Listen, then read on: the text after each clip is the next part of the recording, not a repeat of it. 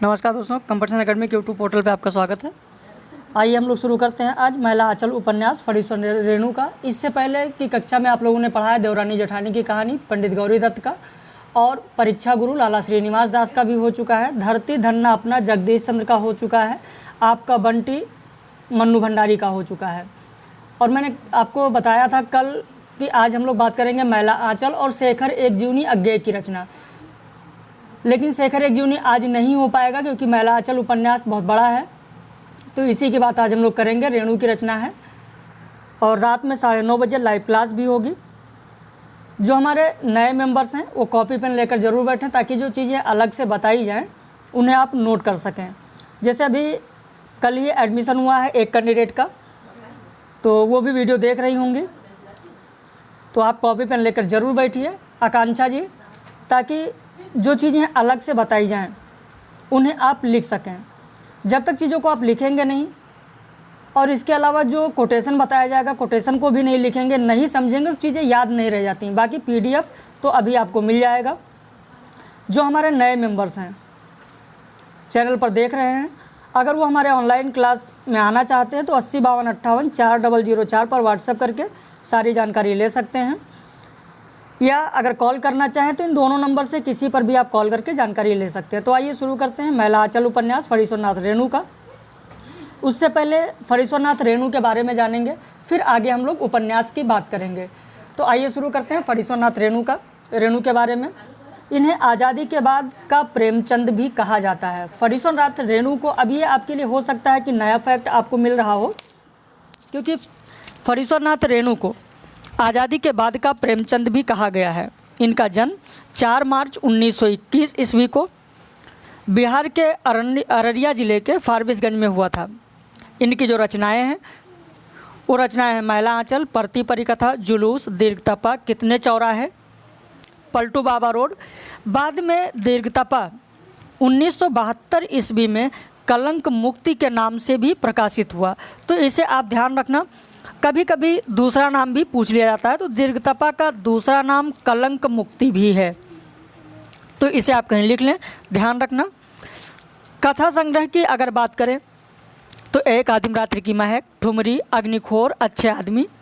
साथ ही साथ रिपोर्टाज और संस्मरण की बात करें तो ऋण जल धन जल, नेपाली क्रांति कथा, वन तुलसी की गंध, श्रुति अरश्रुत पूर्वे, आत्म परिचय, समय की शिला पर। इसके अलावा प्रसिद्ध कहानियों में अगर देखें रेणु का तो तीसरी कसम उर्फ मारे गए गुलफाम, जो कि आपके पाठ्यक्रम में था, मैंने पढ़ाया है। लाल पान की बेगम, ये भी आपके पाठ्यक्रम में था, ये भी मैंने पढ़ाया है आपको। पंचलाइट, तबे एकला चले रे, ठेस, संबदिया, रसप्रिया, तो ये प्रमुख कहानियाँ हैं।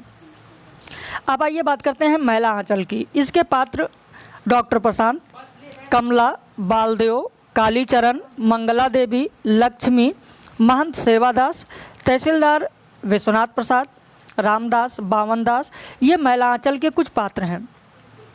अब अगर आंचलिक उपन्यासों की बात करें तो आंचलिक उपन्यासों में यहाँ आप गौर से इस चीज़ को समझने की कोशिश करिएगा कि हिंदी में सर्वप्रथम आंचलिक शब्द का प्रयोग फणीश्वरनाथ रेणु ने अपने उपन्यास महिला आंचल की भूमिका में किया। महिला आंचल का प्रकाशन मैंने पहले ही आपको बताया 1954 ईस्वी में हुआ है। महिला आंचल को पूर्णिया के मेरीगंज को केंद्र में रखकर कथा का आधार बनाया गया है। साथ ही साथ अभी हम लोग और भी उपन्यासों की बात करेंगे जो इसमें उपन्यास दिए गए हैं, उनके बारे में भी बात करेंगे। लेकिन अब यहाँ पर जानना ये ज़रूरी है कि क्या आंचलिक उपन्यास सिर्फ सर्वप्रथम रेणु ने ही लिखा, या इससे पहले और भी कोई आंचलिक उपन्यास लिखे गए? तो इसके बारे में थोड़ी सी चर्चा हम लोग करेंगे, फिर आगे बढ़ेंगे। तो महिला आंचल से पूर्व शिवपूजन सहाय का जो उपन्यास है देहाती दुनिया की आंचलिक उपन्यास के रूप में भी चर्चा हुई थी, लेकिन यह उपन्यास आंचलिक उपन्यास की कसौटियों पर खरा नहीं उतरता। आंचलिकता के कुछ लक्षण इसमें अवश्य दिखाई देते हैं। इस उपन्यास में शिवपूजन सहाय ने उपन्यास के परंपरागत रूप का अतिक्रमण करते हुए साधारण स्वच्छंद छंद से कथा शिल्प का सहारा लिया। वहीं नागार्जुन की अगर बात करें तो नागार्जुन ने कई उपन्यास लिखे आंचलिकता, लेकिन वह आंचलिकता की कसौटी पर खरे नहीं उतरते। मिथिला अंचल को अपनी आधार भूमि बनाने वाले उनके उपन्यास रतिनाथ की चाची और बलचनामा में भी आंचलिकता हमको मिलता है। वहीं उदय शंकर भट्ट का एक उपन्यास है, आप जानते होंगे, सागर लहरें और मनुष्य। साथ ही साथ सागर लहरें और मनुष्य जो है वो कछुआ जाति विशेष पर आधारित है, मछुआ जाति विशेष पर आधारित है।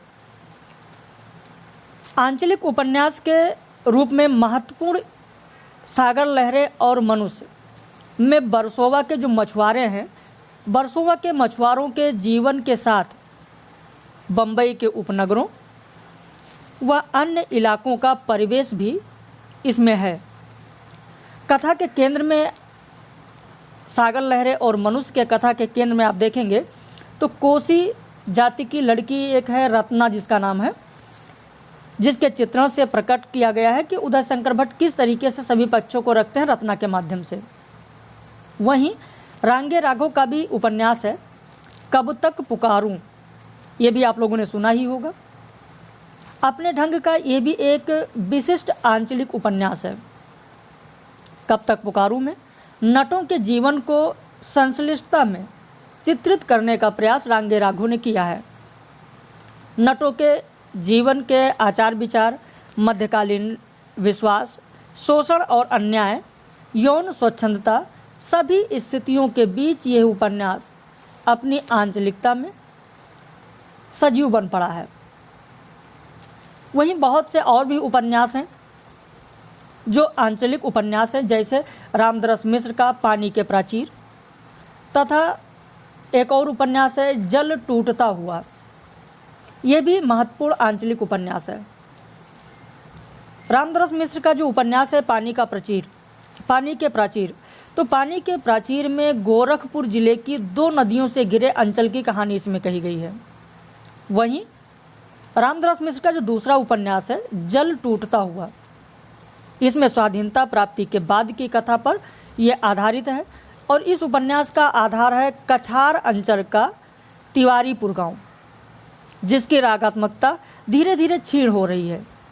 वहीं शिव प्रसाद रुद्र का एक उपन्यास है बहती गंगा, ये भी एक चर्चित उपन्यास है जो कि आंचलिकता के गुण इसमें मिलते हैं। बहती गंगा में शिव प्रसाद रुद्र ने 17 भिन्न कथाओं में बनारस की स्थानीय विशेषताओं को व्यक्त किया है। वहीं भैरव प्रसाद गुप्त के 2 उपन्यास हैं, सती मैया का चौरा, भैरव प्रसाद गुप्त का उपन्यास है सती मैया का चौरा, और एक और उपन्यास है गंगा मैया, ये भी आंचलिक उपन्यास है।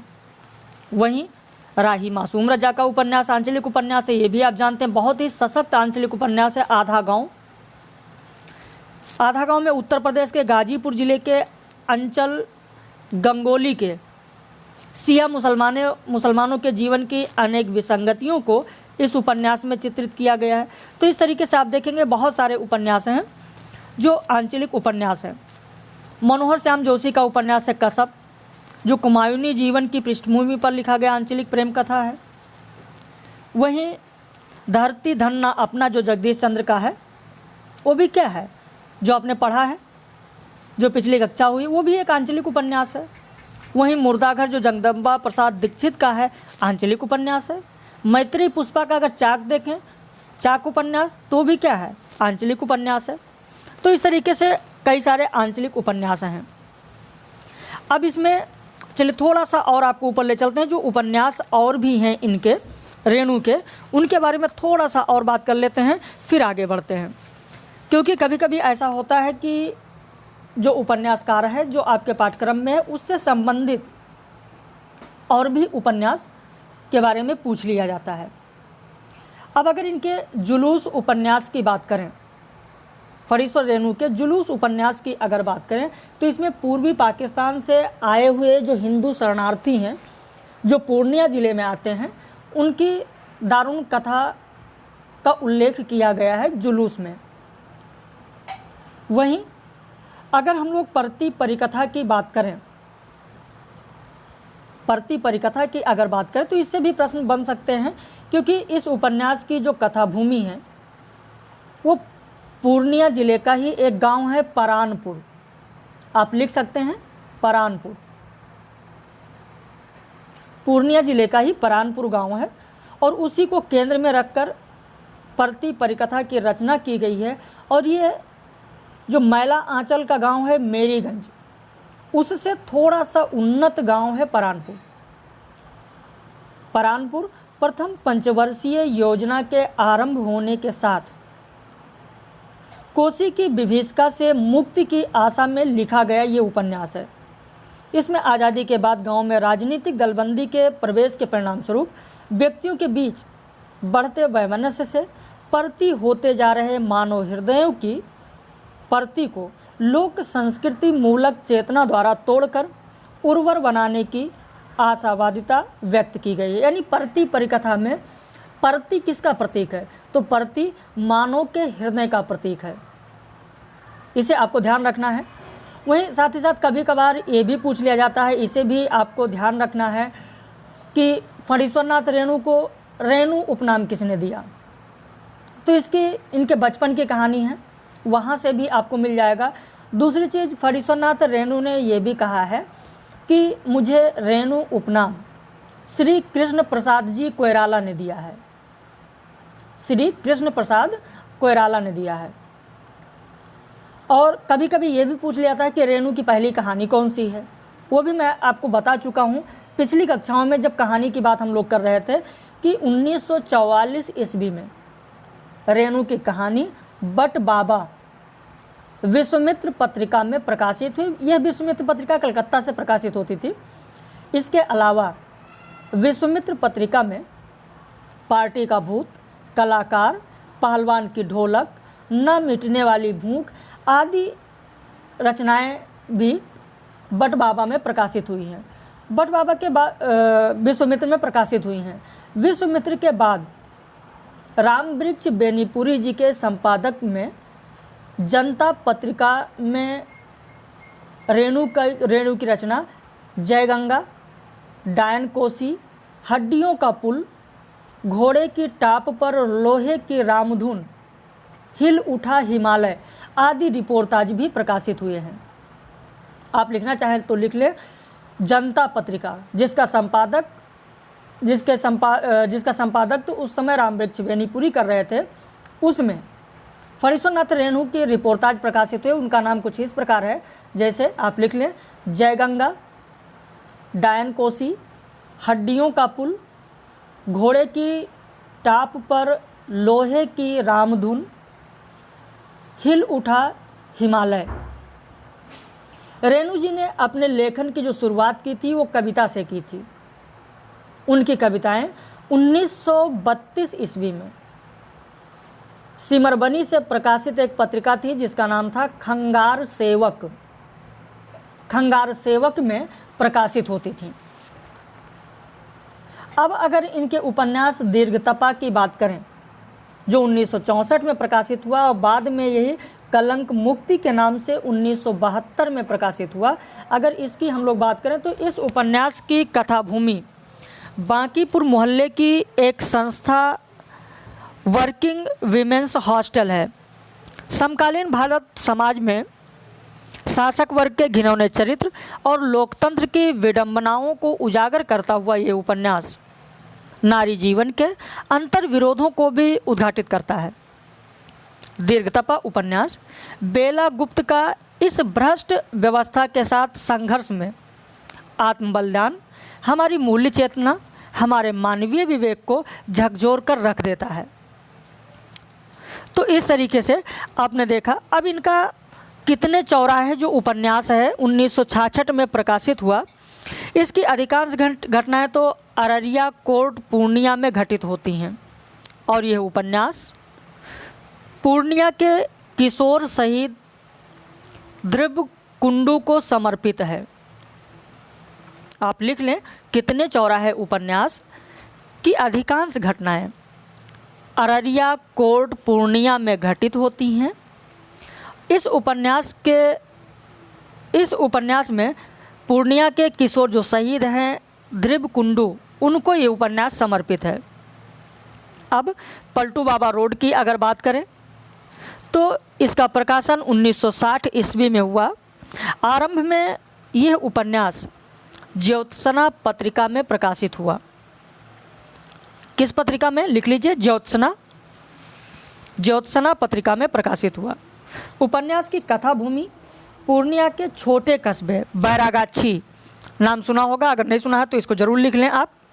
बैरागाछी, पलटू बाबा रोड। उपन्यास की कथा भूमि पूर्णिया के छोटे कस्बे बैरागाछी के राय परिवार निवास स्थल फूलबाग से जुड़ी है।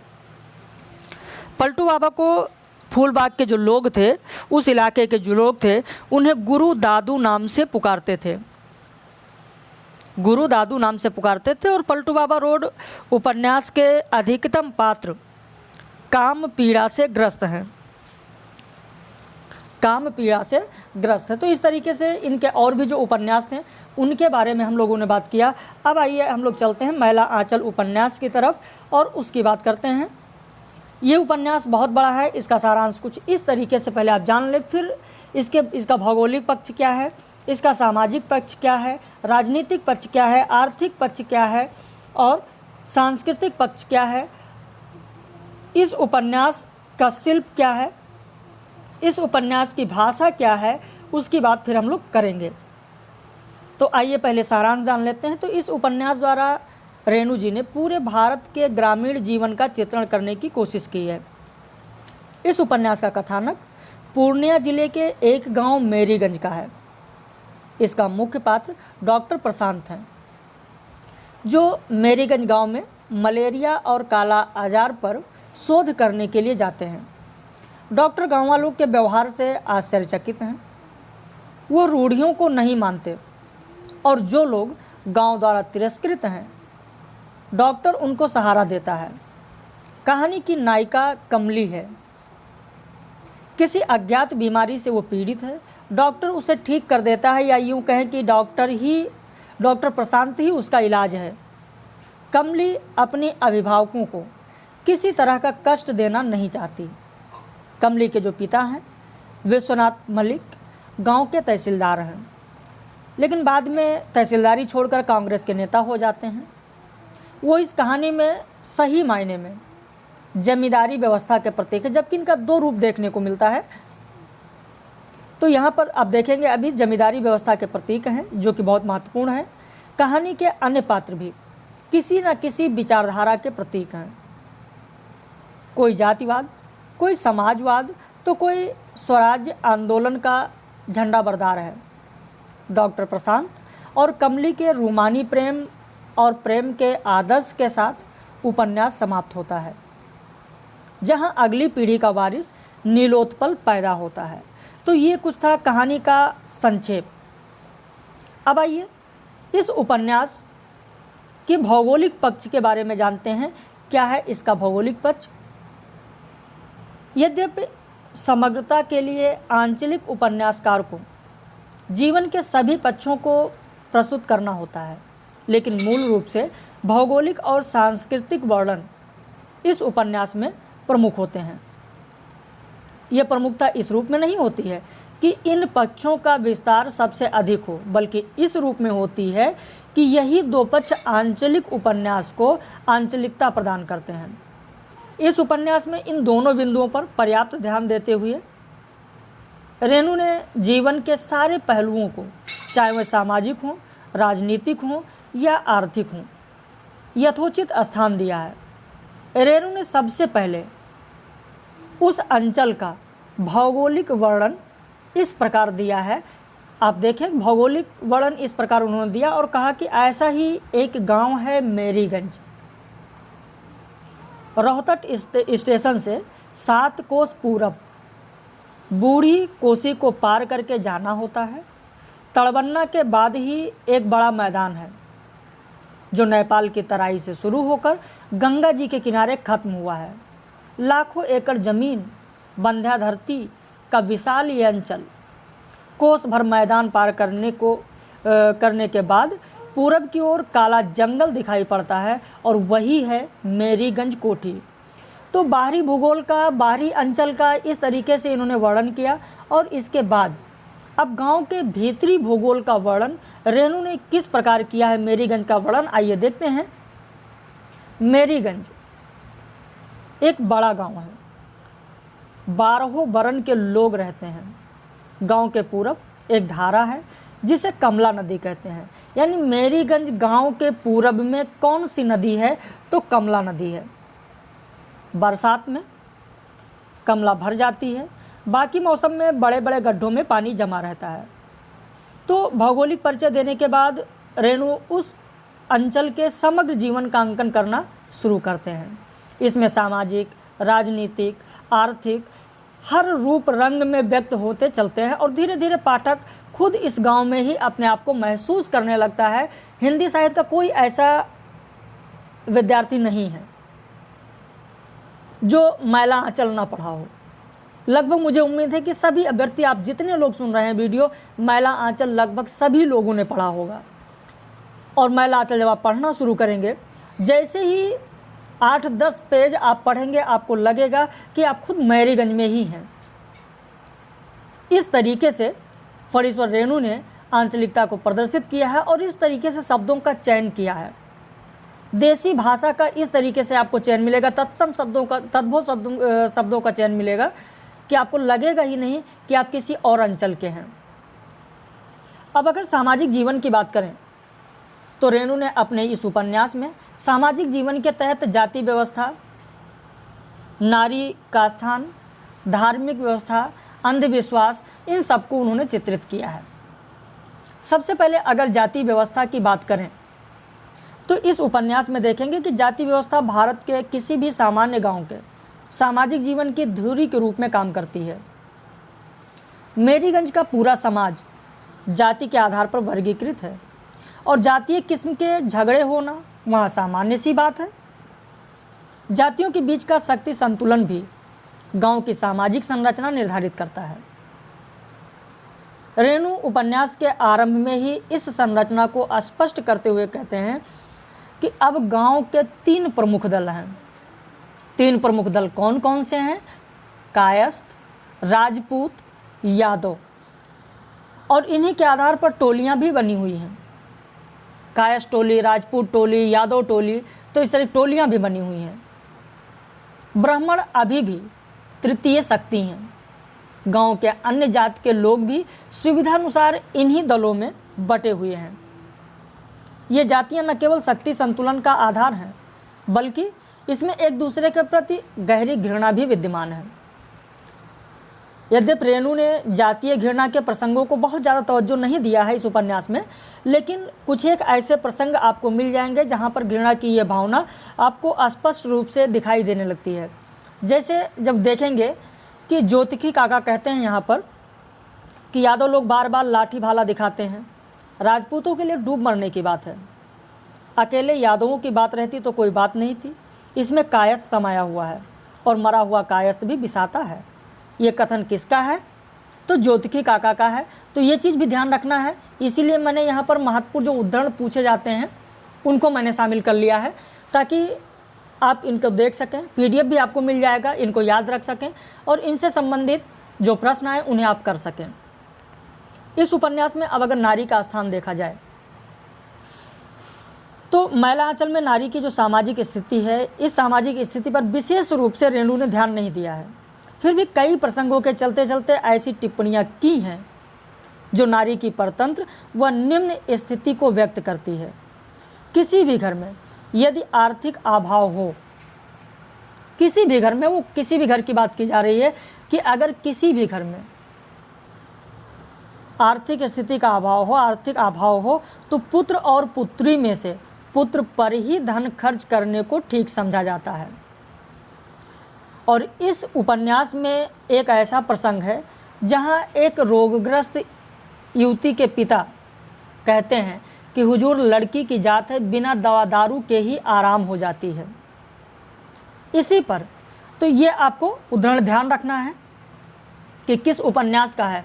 ऐसे उदाहरण भी पूछे जाते हैं। जब लड़की का पिता ये कहता है कि हुजूर, लड़की की जात है, बिना दवा दारू के ही आराम हो जाती है। तो इस पर डॉक्टर प्रशांत सोचने लगते हैं। क्या सोचते हैं? कि लड़की की जात बिना दवा दारू के ही आराम हो जाती है। लेकिन बेचारे बूढ़े का इसमें कोई दोष नहीं है। सभ्य समाज, सभ्य कहलाने वाले जो समाज हैं, सभ्य कहलाने वाले जो समाज के लोग हैं, इस समाज में भी लड़कियां बला की पैदाइश समझी जाती हैं। ऐसा कौन सोचता है? तो डॉक्टर प्रशांत सोचते हैं। इतना ही नहीं, सामाजिक मान्यताएं ऐसी हैं ही कि नारी को प्रायः विश्वसनीय नहीं माना जाता। किसी भी तरीके से नारी पर नियंत्रण बनाए रखना ही परंपरागत सामाजिक संरचना की आवश्यकता है। एक स्थान पर तो शास्त्रों का उद्धरण देते हुए कहा गया है कि शास्त्र में कहा है, क्या कहा है?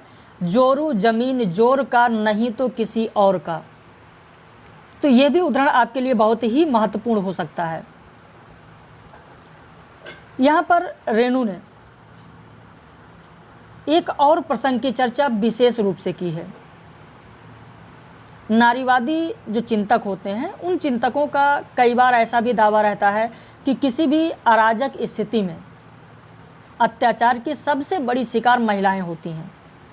समाज में दो वर्गों या दो अलग अलग समाजों में जब सीधा संघर्ष होता है तो उसमें सबसे अधिक नुकसान दोनों पक्षों की, विशेष रूप से पराजित पक्ष की महिलाओं को उठाना पड़ता है, क्योंकि विजय की मानसिकता नारी पर शारीरिक विजय से भी जुड़ी है। रेणु ने गांव वालों तथा संथालों के बीच एक संघर्ष होता है। उस संघर्ष में संथालनियों का सामूहिक बलात्कार होना, ऐसा बताया गया। इस प्रसंग को रेणु ने बहुत ही बेहद प्रतीकात्मक शब्दों में इस प्रकार व्यक्त किया है कि आज़ादी है। क्या कहते हैं? जो जीता हुआ पक्ष है वो क्या कह रहा है, किस तरीके से प्रतीकात्मक भाषा का प्रयोग किया है यहाँ पर फणीश्वरनाथ रेणु ने, आप समझें। आज़ादी है, जो जी में आवे करो, बूढ़ी जवान बच्ची जो मिले, आज़ादी है। फांसी हो या काला पानी, छोड़ो मत।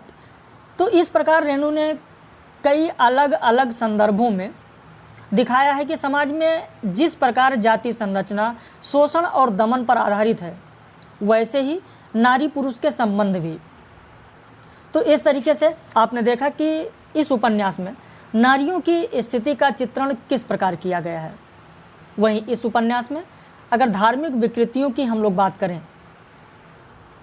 तो मेरीगंज का एक विशेष पक्ष उसका धार्मिक जीवन भी है, जिसका संबंध वहाँ के मठ से है। प्राचीन व मध्यकाल में धर्म को प्रायः निवृत्त मूलक बनाने पर बल दिया गया, जिससे धर्म से जुड़े व्यक्ति हमेशा एक कुंठित जीवन व्यतीत करते रहे। मैला आंचल उपन्यास में, इसी उपन्यास में इस समस्या को एक खास रूप में दिखाया गया है।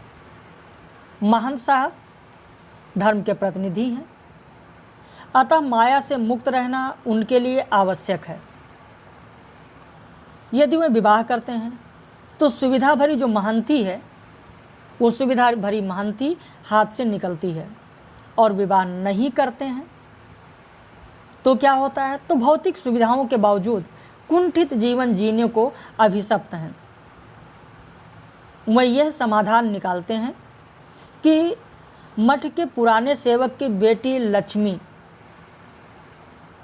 कानूनी लड़ाई के बाद अपने मठ में ले आते हैं, और यह रास्ता महंत साहब के जीवन में भले ही प्रसन्नता लाने वाला हो, पर अबोध बालिका का जीवन इससे बर्बाद हो रहा है।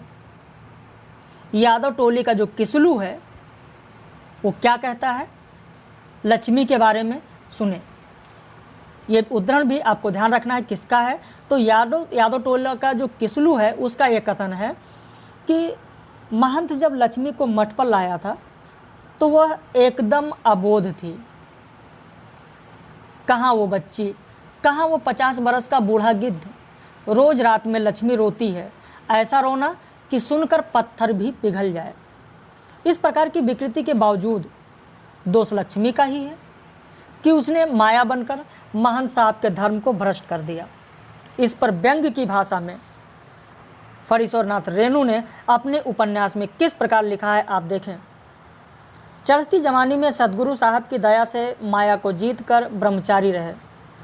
बुढ़ौती में तो आदमी की इंद्रियां शिथिल हो जाती हैं, माया के प्रबल घात को नहीं संभाल सकती। ये तो महंत साहब का दोष नहीं, उसका भाग्य ही खराब है। यदि वो नहीं होती तो महंत साहब सदगुरु के रास्ते से नहीं डिगते। ये ध्रुव सत्य है। दोष तो लक्ष्मी का है। एक ब्रह्मचारी का धर्म भ्रष्ट करने का पाप उसके माथे पर है। तो इस तरीके से आप देख रहे हैं कि धार्मिक विकृतियां किस प्रकार समाज में विद्यमान हैं। यौन भ्रष्टाचार के साथ साथ मठ के जीवन में सत्ता संघर्ष पर भी रेणु ने विशेष ध्यान दिया है। जो व्यक्ति वास्तविक रूप में महंत बनने वाला था, वो अफीम और गांजे की तस्करी के आरोप में जेल में बंद है। नागा बाबा धर्म के नाम पर जैसी भाषा का इस्तेमाल करता है वो निहायत ही हल्की है, जो धर्म के इस व्यवहारिक पक्ष पर कालिक पोतने के लिए पर्याप्त है। इतना ही नहीं, इस उपन्यास में आप देखेंगे कि समाज में अंधविश्वास किस तरीके से फैला हुआ है और अंधविश्वास ने लोगों की मानसिकता किस प्रकार बदल दी है और उनके दिमाग में किस प्रकार से अंधविश्वास कूट कूट कर भरा हुआ है। इस उपन्यास में मेरीगंज में सामाजिक रूप से प्रचलित अंधविश्वासों पर भी टिप्पणी किया गया है। यह स्वाभाविक सी बात है कि जिस क्षेत्र का आर्थिक विकास कम हुआ होगा, आधुनिक वैज्ञानिक शिक्षा का प्रसार नहीं हुआ होगा, वहाँ सामाजिक जीवन में अंधविश्वासों की भूमिका होगी। रेणु ने बार बार यहाँ पर दिखाने की कोशिश की है कि अंधविश्वास के कारण विकास कैसे रुक जाता है। डॉक्टर प्रशांत गांव को बचाना चाहते हैं, लेकिन गांव के जो ज्योतिकी काका हैं, वो ज्योतिकी काका अंधविश्वासों के कारण डॉक्टर प्रशांत का सक्रिय विरोध करते हैं। और ज्योतिकी काका का कहना है, क्या कहना है आप देखें, उद्धरण बहुत ही महत्वपूर्ण हो सकता है आपके लिए। डॉक्टर लोग ही रोग फैलाते हैं, सुई भोंक कर देह में जहर दे देते हैं, आदमी हमेशा के लिए कमज़ोर हो जाता है, हैजा के समय कुओं में दवा डाल देते हैं, गांव का गांव हैजा से समाप्त हो जाता है। इस तरीके से अंधविश्वास लोगों में फैलाया जा रहा है, अंधविश्वास लोगों के अंदर भरा हुआ है। अंधविश्वास के खतरनाक परिणाम क्या होते हैं, इसे कमली की माँ के माध्यम से दिखाया गया है। कमली और पार्वती के माँ के माध्यम से दिखाया गया है। कमली को बीमारी इसलिए हो गई कि 3 बार उसका रिश्ता टूट गया है तथा लोग उसे अपशकुनी मानने लगे हैं। यदि सारा समाज किसी व्यक्ति को अपशकुनी मानने लगे तो व्यक्ति मनोरोगी तो हो ही जाएगा, और यही स्थिति कमली की है। पार्वती की माँ का जो जीवन है वो भी अंधविश्वासों ने ही ले लिया है। जो वहाँ का समाज है, समाज ने पार्वती की माँ को डायन घोषित करके और उसकी हत्या कर देता है। तो इस तरीके से आप देख रहे हैं कि अंधविश्वास कितना घर कर बैठा है इस समाज में। अब अगर इस उपन्यास में आर्थिक जीवन की अगर बात करें तो मेरीगंज का संपूर्ण जीवन यहाँ पर अंकित हुआ है, लेकिन जिस समस्या को सबसे अधिक प्रदर्शित किया है रेणु जी ने, वो है आर्थिक समस्या, आर्थिक जीवन। चूँकि फणीश्वरनाथ रेणु समाजवाद से जुड़े रहे हैं और समाजवादी विचारों के अनुकूल आर्थिक जीवन को सबसे महत्वपूर्ण मानते हैं, और यह रचना आरंभ में भौगोलिक व सांस्कृतिक वर्णन अधिक करती है, लेकिन धीरे धीरे मेरीगंज की समस्याओं तक पहुंचती है और वहां महसूस होता है कि जब तक गरीबी व जहालत खत्म नहीं होगी तब तक यह अंचल मैला ही रहेगा। डॉक्टर प्रशांत के चरित्र के माध्यम से रेणु ने यह समस्या विशेष रूप से स्पष्ट की है। डॉक्टर प्रशांत इसलिए गांव आए कि उसे ज़्यादा से ज़्यादा रोगियों से पैसा वसूल कर अमीर बनना चिकित्सक धर्म के खिलाफ लगता है। डॉक्टर प्रशांत की इच्छा है कि वो काला आजार की रामबाण औषधि खोजना है, लेकिन वो सोचता है कि जिस आदमी के लिए जीवन का अर्थ भूख और बेबसी है, उसके लिए दवाई किसी काम की नहीं है। उसके लिए बेहतर यही है कि वो भूख और बेबसी के स्थान पर मलेरिया से बेहोश होकर शांतिपूर्ण मृत्यु प्राप्त कर सके। और डॉक्टर प्रशांत सोचता है कि क्या दशा है इन लोगों की। उसके बारे में सोचता है कि आम से लदे हुए पेड़ों को देखने के पहले उसकी आंखें इंसान के उन टिकोलों पर पड़ती हैं जिन्हें आम के गुठलियों के सूखे गूदे की रोटी पर जिंदा रहना है। वो नए संसार के लिए इंसान को स्वच्छ और सुंदर बनाना चाहता था। यहाँ इंसान है कहाँ? अभी पहला काम है जानवरों को इंसान बनाना। फिर वो आगे सोचता है डॉक्टर प्रशांत कि मान लिया कि उसने कालाजार की एक रामबाण औषध का अनुसंधान कर भी लिया, लेकिन उसके बाद और यहाँ का आदमी जीकर करेगा क्या? ऐसी जिंदगी। पशु से भी सीधे हैं ये इंसान, पशु से भी ज़्यादा खूंखार हैं। पेट, यही इनकी सबसे बड़ी कमजोरी है। मौजूदा सामाजिक न्याय विधान ने उन्हें अपने सैकड़ों बाजुओं में जकड़कर ऐसा लाचार कर रखा है कि वे चूं तक नहीं कर सकते। डॉक्टर प्रशांत अपने सारे वैज्ञानिक अनुसंधान के बाद इसी निष्कर्ष पर पहुंचता है कि जो मूल समस्या इन लोगों की है वो मूल समस्या है आर्थिक। डॉक्टर ने रोग, अभी ये आपको उदाहरण भी ध्यान रखना है, डॉक्टर ने रोग की जड़ पकड़ ली है, गरीबी और जहालत। इस रोग के दो कीटाणु हैं। मेरीगंज की आर्थिक समस्याएं, मेरीगंज की जो आर्थिक समस्याएं हैं कुछ और पक्षों से भी संबंधित हैं। फणीश्वरनाथ रेणु ने न केवल गरीबी को मूल समस्या के रूप में पहचाना, बल्कि यह भी बताया कि गरीबी के कारण कौन से हैं।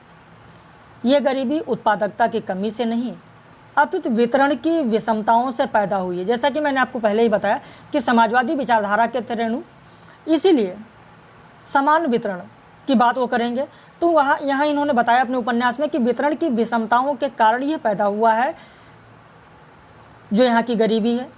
ऐसा एक चित्र रेणु ने खंभार के प्रसंग में खींचा। खंभार आप जानते होंगे, जहाँ पर फसलें इकट्ठा की जाती हैं। और यहाँ पर जो खंभार है, यह खंभार जो गोदान का खलिहान है उससे एकदम मिलता जुलता है। आपने गोदान का खलिहान भी पढ़ा होगा। ठीक उसी तरीके से यहाँ खंभार की जो बात हो रही है, इस खंभार में देखें कि खंभार साल भर की कमाई का लेखा जोखा तो खंभार में ही होता है। 2 महीने की कटनी, 1 महीना मड़नी, फिर साल भर की खटनी, दबनी मड़नी करके जमा करो, साल भर के खाए हुए कर्जों का हिसाब करके चुकाओ, बाकी यदि रह जाए तो फिर सादा कागज़ पर अंगूठे की टीप लगाओ, फिर कर्ज खाओ। खंभार का चक्र चलता रहता है। तो यहाँ पर आपने देखा कि किस तरीके से खलिहान, जो गोदान का खलिहान है, उस तरीके से यहाँ खंभार की चर्चा हुई है। तो फणीश्वरनाथ रेणु ने आर्थिक समस्याओं को एक बेहद खूबसूरत नज़रिए से प्रस्तुत किया। साहित्य तथा अन्य कलाओं में इस प्रश्न पर अक्सर विवाद होता है कि सौंदर्य वस्तुगत धारणा है या व्यक्तिगत धारणा है। तो समाजवाद के समर्थक सौंदर्य को वस्तुगत मानते हैं। उनकी राय में सुंदरता परिस्थितियों से पैदा होती है। लेकिन यहाँ पर इस उपन्यास में जो डॉक्टर प्रशांत हैं, डॉक्टर प्रशांत भी महसूस करते हैं कि सुंदरता सचमुच अनुकूल परिस्थितियों से पैदा होती है। मेरीगंज में भी सुंदरता हो सकती थी। परिस्थितियाँ ऐसी हैं कि सुंदरता विकसित होने से पहले ही झुलस जाती हैं। और डॉक्टर प्रशांत सोचते हैं, क्या सोचते हैं? उसने देखा है गरीबी, गंदगी और जहालत से भरी हुई दुनिया में भी सुंदरता जन्म लेती है। किशोर किशोरियों व युवतियों के चेहरे पर एक विशेषता देखी है उसने। कमला नदी के गड्ढों में खिले हुए कमल के फूलों की तरह जिंदगी के भोर में वे बड़े लुभावने, मनोहर और सुंदर दिखाई पड़ते हैं। किंतु जो ही सूरज की गर्मी तेज हुई वह कुम्हला जाते हैं। अब अगर हम लोग बात करें इस उपन्यास में राजनीतिक पक्ष की, तो देखेंगे कि इसमें दो पार्टियां हैं, कांग्रेस पार्टी और सोशलिस्ट पार्टी। तो इस उपन्यास का कालखंड उस समय का है जब आज़ादी मिलने वाली होती है, और जब उपन्यास समाप्त होता है तब तक आज़ादी मिल जाती है। तो इसमें कांग्रेस और सोशलिस्ट पार्टी की चर्चा है। कांग्रेस पार्टी के बावन दास हैं। बावन दास परेशान हैं। किस बात से परेशान है? तो इस बात से वो परेशान है कि पार्टियों में भी अब आप देखेंगे तो राजनीति में जातिवाद को शामिल कर लिया गया, और कहते हैं भारत माता अभी भी रो रही है। अब जातिवाद राजनीति की धुरी बनने लगी तो बावन दास बहुत क्षुब्ध हो जाते हैं और सोचते हैं कि अब तो लोगों को चाहिए कि अपनी टोपी पर भूमिहार, राजपूत, कायस्थ, यादव, हरिजन आदि लिखवा लें। रेणु ये भी दिखाते हैं कि कांग्रेस पार्टी का जो मूल चरित्र है वो ऐसा है कि वो भूमिपतियों, जमींदारों और पूंजीपतियों की पार्टी बनकर रह गई है। बावन दास जैसा समर्पित कार्यकर्ता पार्टी के चरित्र परिवर्तन से क्षुब्ध हो जाता है, और बाद में बावन दास सोचता है, अब ये कोटेशन भी आप लोगों को ध्यान में रखना है, या अगर आप नए हैं तो आप ज़रूर कॉपी पेन लेकर बैठें और कोटेशन को लिखते चलें। अब बावन दास क्या सोचता है? तो सोचता है कि जमींदारी प्रथा खत्म हो जाएगी। तब ये कांग्रेसी जमींदार लोग क्या करेंगे? सब मिल खोलेंगे शायद। इसीलिए प्रायः हर एक छोटे बड़े लीडर के साथ एक मारवाड़ी घूमता है। वहीं इस गांव का जो दूसरा दल है वो है सोशलिस्ट, और इसका नेता है कालीचरण। कालीचरण इस दल का नेता है। कालीचरण के माध्यम से फणीश्वरनाथ रेणु ने कहलवाया है। क्या कहलवाया है? कि युगों से पीड़ित, दलित और उपेक्षित लोगों को कालीचरण की बातें बड़ी अच्छी लगती हैं। ऐसा लगता है कि कोई घाव पर ठंडा लेप कर रहा हो। लेकिन कालीचरण कहता है कि मैं आप लोगों के दिल में आग लगाना चाहता हूँ। इस कोटेशन को भी आपको ध्यान रखना है। मैं आप लोगों के दिल में आग लगाना चाहता हूँ, सोए हुए को जगाना चाहता हूँ। मैं आप लोगों को मीठी बातों में भुलाना नहीं चाहता, वो कांग्रेसी का काम है। मैं आग लगाना चाहता हूँ। कालीचरण ने चमार टोली में भात खा लिया। जात क्या है? जात दो ही हैं, एक गरीब और दूसरा अमीर। खिलाउन को देखो, यादवों की ही ज़मीन हड़प रहा है। देख लो आँख खोलकर, गांव में सिर्फ दो जात हैं, अमीर और गरीब। तो इस तरीके से सोशलिस्ट पार्टी कालीचरण के माध्यम से क्या क्या कहलवा रही है। सोशलिस्ट पार्टी वासुदेव को मेरीगंज की कमान दे देती है। मेरीगंज की कमान वासुदेव को क्यों दी जाती है? तो यहाँ पर उसका उत्तर ये है, चूँकि वासुदेव यादव जाति का है, और इसी पर प्रबंधक, सोशलिस्ट पार्टी का जो प्रबंधक है वो कहता है कि मेरीगंज में सबसे ज़्यादा यादवों की आबादी है, वहाँ आपका जाना ही ठीक है। अब अगर इस उपन्यास में सांस्कृतिक पक्ष की बात करें तो मेरीगंज की लोक संस्कृति के कई सुंदर चित्र भी इसमें खींचे गए हैं। यहाँ जो गांव दिखाया गया है उसमें किसी भी उत्सवधर्मी भारतीय गांव की तरह बात बात पर सांस्कृतिक आयोजन होते रहते हैं। इसमें गाड़ी हाँकते हुए गाड़ीवान द्वारा भौजिया गीत, तो कहीं खम्हार खुलने पर विदापत के नृत्य, वहीं वर्षा ना होने पर इंद्र को खुश करने के लिए जाट जट्टिन का खेल खेला जाता है। और कुछ इस तरीके से जाट जट्टिन का खेल प्रारंभ होता है, और वहाँ पर आप देखेंगे इस तरीके से पंक्तियाँ कुछ आपको मिलेंगी कि दिन ना दिन ना दिन, और इस तरीके से ये पंक्तियाँ आपको मिलेंगी। तो इस उपन्यास की भूमिका में फणीश्वरनाथ रेणु ने यह भी कहा है, और ये कोटेशन आपको ध्यान रखना है, बहुत ही इम्पॉर्टेंट है। इसको आप लिख लें कहीं पर, और जो हमारे पुराने मेंबर्स हैं उनको तो अभी PDF मिल जाएगा, लेकिन अगर आप नए हैं चैनल पर देख रहे हैं तो इसे ज़रूर लिख लें। फणीश्वरनाथ रेणु ने अपने इस उपन्यास महिला आंचल की भूमिका में कहा है कि इसमें फूल भी है, सूल भी है, धूल भी है, गुलाब भी, कीचड़ भी है, चंदन भी, सुंदरता भी है, कुरूपता भी। मैं किसी से दामन चुराकर निकल नहीं पाया। अब अगर हम लोग यहाँ पर भाषा की बात करें, इस उपन्यास में अगर भाषा की बात करें तो इसमें देखेंगे कि आंचलिक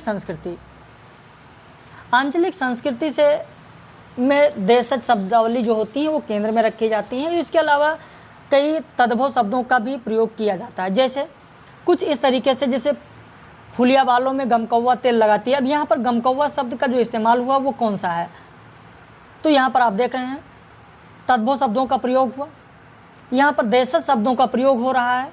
तंत्रिमा टोली में आज घमाघम पंचायत हो रही है, घमाघम शब्द। ऐसे तहसीलदार की बेटी कमली जब गमकौवा साबुन से नहाने लगती है तो सारा गांव गम गम करने लगता है। तो यहाँ भी गमकौवा, गम ऐसे जो शब्द आ रहे हैं, तो आप देख रहे हैं कि देशज शब्दावलियाँ हैं। साथ ही इस उपन्यास में लोकगीत, लोक संगीत को भी भौजिया के गीत, विद्यापत के नृत्य और जाट जटिन के खेल के माध्यम से प्रमुख स्थान दिया गया है। जैसे भौजिया के गीत में अगर आप देखें तो ये कुछ पंक्तियां हैं, इन्हें आप लिखना चाहें तो इन्हें आप लिख सकते हैं, स्क्रीनशॉट ले सकते हैं, ताकि आपको याद रहे कि ये पंक्तियां कहाँ से ली गई हैं, किस उपन्यास से ली गई हैं। तो इन्हें भी आपको ध्यान रखना है। भौजिया गीत की कुछ पंक्तियां हैं, जाट जटिन खेल की कुछ पंक्तियां हैं, वहीं सुरंगा सदाब्रिज की भी कथा की भी कुछ पंक्तियां दी गई हैं। इतना ही नहीं, भाषा की दृष्टि से अगर देखें तो इसमें प्रतीकात्मक भाषा का भी प्रयोग किया गया। जैसे डॉक्टर प्रशांत कहते हैं कि मैं प्यार की खेती करना चाहता हूँ, आंसू से भीगी हुई धरती पर प्यार के पौधे लहराएंगे। ये बहुत ही महत्वपूर्ण कोटेशन आपके लिए है, डॉक्टर प्रशांत का कथन है, इसे आप ज़रूर ध्यान में रखना। तो प्रतीकात्मक भाषा का भी प्रयोग किया गया है। इतना ही नहीं, मुहावरेदार भाषा का भी प्रयोग मैला आंचल उपन्यास में किया गया। जैसे अभी मैंने आपको बताया प्रारंभ में ही कि जब महिलाओं की स्थिति की बात हो रही थी, वहाँ मैंने बताया, वहाँ पर आपने देखा मुहावरेदार भाषा का प्रयोग हुआ है कि शास्त्रों में कहा गया है कि जोरू जमीन जोर का नहीं तो किसी और का। तो ये क्या है, ये एक मुहावरेदार भाषा है। साथ ही साथ मुहावरेदार भाषा इसमें एक और भी आपको मिल जाएगा कि माघ का जाड़ा तो बाघ को भी ठंडा कर देता है। माघ का जाड़ा तो बाघ को भी ठंडा कर देता है, ये क्या है, ये भी एक मुहावरेदार भाषा है। तो इस तरीके से आपने देखा कि मैला आंचल उपन्यास में हम लोगों ने भाषाओं की भी बात कर ली, प्रतीकात्मक भाषा की बात की, मुहावरेदार भाषा की बात की। साथ ही साथ अगर इसमें देखें तो कहीं कहीं पर आपको बिंबों का भी प्रयोग मिल जाएगा, सुंदर बिंबों का भी प्रयोग इसमें किया गया है। और इस उद्देश्य के लिए स्वाभाविक तौर पर सुंदर बिंबों का प्रयोग करना पड़ता है, ताकि जो इंद्रिय अनुभूतियाँ हैं, इंद्रिय या ऐन्द्रिक अनुभूतियों के स्तर पर अंचल को महसूस किया जा सके, इसीलिए वहाँ पर बिंबों का भी प्रयोग किया जाता है। जैसे इसी में एक उदाहरण आपको मिल जाएगा कि गणेश की नानी बुढ़ापे में भी जिसकी सुंदरता नष्ट नहीं हुई, जिसके चेहरे की झुर्रियों ने एक नई खूबसूरती ला दी है, सिर के सफ़ेद बालों के घुंघराले लट, होठों की लाली ज्यों की त्यों है, सुंदर दंत पंक्तियाँ जवानी की सुंदरता आग लगाती है और बुढ़ापे की सुंदरता स्नेह बरसाती है। तो इस तरीके से यहाँ पर भी सुंदर बिंबों का प्रयोग किया गया, जिससे आंचलिकता को महसूस किया जा सके। और इसी आंचलिक जीवन में हास्य व्यंग्य की भी उपस्थिति महसूस की जा सकती है। आपस में हंसी मजाक, चुहल, तमाम तीखे व्यंग्यों के साथ महसूस किया जा सकता है। हालांकि किसी पात्र की कड़वी सच्चाई उभारना चाहते हैं, यहाँ पर भ्रष्ट महंत हैं, वो महंत किस प्रकार से व्यंग्य करते हैं। आप देखें, बुढ़ौती में तो आदमी की इंद्रियां शिथिल हो जाती हैं, माया के प्रबल घात को नहीं संभाल सकती हैं, इसीलिए तो साधु ब्रह्मचारी लोग बुढ़ापे में ही माया के वश में हो जाते हैं। ये तो महंत साहब का दोष नहीं, उसका भाग ही खराब है। यदि वो नहीं होती तो महंत साहब सदगुरु के रास्ते से नहीं डिगते। यह ध्रुव सत्य है, दोष तो लक्ष्मी का है। तो इस तरीके से आप देखेंगे कि व्यंग्य का भी प्रयोग किया गया है।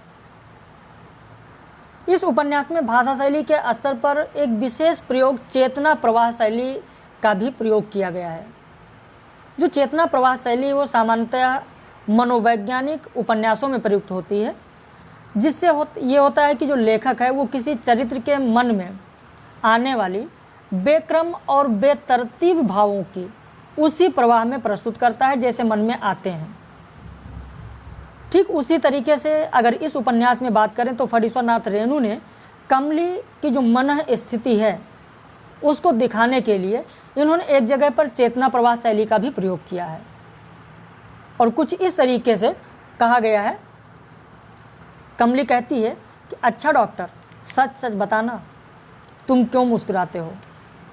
तुम मुझे जलाने के लिए इस गांव में क्यों आए?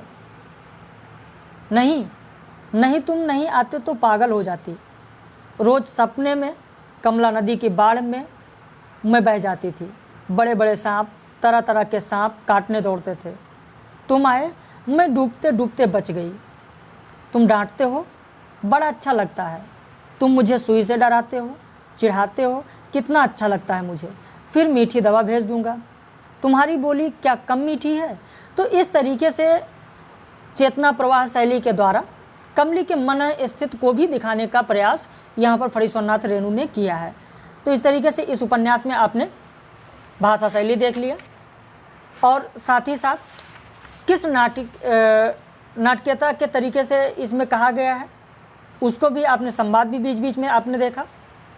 साथ ही साथ इस उपन्यास में सांस्कृतिक पक्ष की बात हम लोगों ने की, राजनीतिक पक्ष, आर्थिक पक्ष, धार्मिक पक्ष, अंधविश्वासों की बात, सामाजिक जीवन की बात भी इस उपन्यास में की और इसके माध्यम से बहुत सारे उदाहरण भी आपको दिए गए। तो उम्मीद है कि उपन्यास आपको अच्छा लगा होगा, आपने पूरा देख लिया होगा। बाकी उपन्यास जिनके पास अगर उपलब्ध नहीं है तो व्हाट्सएप पर ज़रूर बता दें ताकि मूल उपन्यास उन तक पहुंचाया जा सके, जिसको वो पढ़ सकें। वैसे पढ़ने की ज़रूरत मेरे ख्याल से नहीं पड़ेगी। इससे जितना मैंने बताया, इससे प्रश्न मिल सकते हैं आपको परीक्षा में। तो आज हम लोग इतना ही करेंगे। रात में 9:30 बजे लाइव क्लास में आप लोग जरूर रहिएगा। बाकी कल प्रथम प्रश्न पत्र की क्लास होगी, फिर परसों हम लोग बात कर लेंगे अगले उपन्यास की। तो जो बड़े उपन्यास हैं वो एक दिन में 1 होंगे, जो छोटे उपन्यास हैं वो एक दिन में 2 उपन्यास होंगे। तो इस तरीके से क्रमागत रूप से हम लोग चलते रहेंगे और कोर्स भी आपका कंप्लीट हो जाएगा। बाकी हम लोग फिर मिलते हैं रात में 9:30 बजे लाइव क्लास में।